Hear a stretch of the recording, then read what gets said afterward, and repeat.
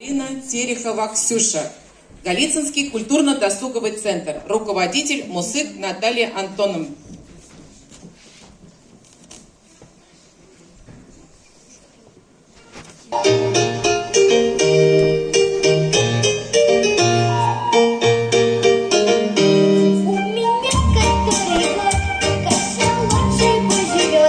Разноцветный кашалот, полосатый крапинку, просто прелесть кашалот, и танцует и поет. Только жаль, что не растет ни капельки. Я прошу который год, кушай кашу кашалот, кушай кашу кашалот, кашалотик кашалот. Тот, кто ест ее, растет по 4 метра в год. Кушай кашу кашалот, кашалотик кашалот.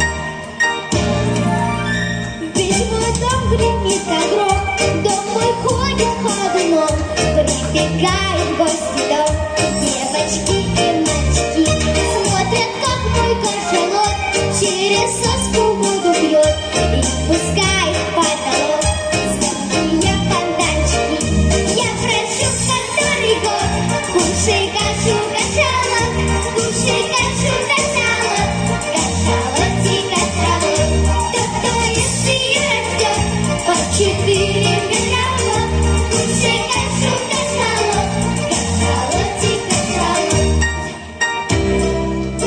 С ложкой я заметаюсь, съесть по ложечке прошу, но по правде вам скажу, он не дрессируется.